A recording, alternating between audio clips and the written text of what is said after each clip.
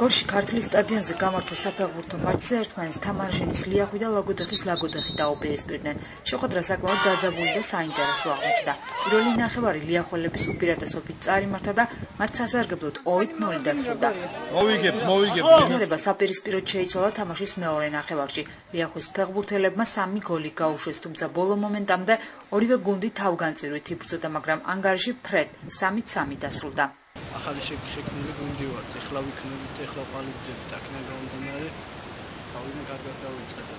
საბოლოო შეცდომები მის სიბრალე რომ ჯერ ჩვენ არა ვართ მოდიაჩი თამაშები, რომ მეორე ლიგა არ არის ეს. რაღაც სასაკამით თამაშია და ასე თუ ისე გადავიდაყროთ ვაფასებ ჩვენ. დაცვაში თამაშეთ შეცდომა და საჯემაც ხელი მისცეს მოწინააღმდეგეებს და რაზეც სამწუხაროდ ფრემორჩა. მაგრამ შეგვეძლო მოგვებოს თამაში. მაგრამ ღმერთმა ასე გადაწყვეტა. საკმაოდ ძლიერი გამოცდილი მოწინააღმდეგე იყო, ასე თუ ისე ჩვენი შეცდომებით იყო და რაც ჰქონდა სურვილი რომ ან ნიჩი ან მოგებონატავდა და გამოვიდა ისე რომ ნიჩია წავიდა და ვიბრძოლეთ და მოხდა ეს.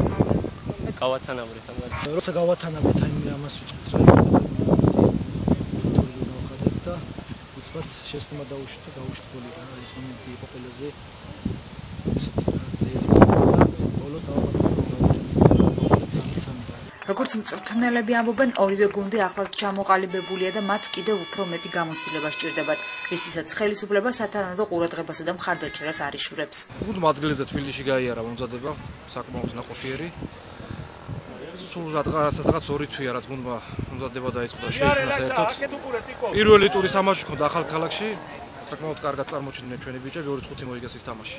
ადგილობრივი ხელისუფლების მხრიდან ყველანაირი ხელშეწყობა გუნდს, ბიჭებს და პირიქით მადლობის მეტი არაფერი არ გვეთქმის რა. ყველანაირად რაც შეუძლიათ გვეხმარებიან, ტრანსპორტირება, ბავშვების ეკიპირება, ბიჭების ეკიპირება, ყვება თუ რაც არის, უღრმესი მადლობა ყველანაირად. მატჩს ლიახვის ხეობის დეპუტატი ბადრი ბასიშვილი და ტოლთა და განსახლების სამინისტროს, ასევე ქურთისა და ერთვის მუნიციპალიტეტების წარმომადგენლებიც ესწრებოდნენ.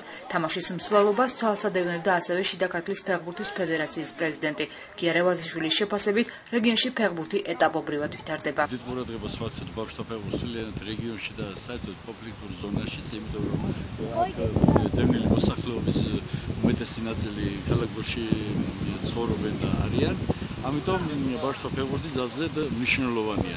რაც შეეხება საფეხბურთო გუნდებს, ისინი მოსამზადებელ ვარჯიშებს აქტიურ რეჟიმში განაგრძობენ, რათა კიდევ უფრო მეტი გოლის და შესაბამისად უფრო მეტი წარმატების მფლობელები გახდნენ.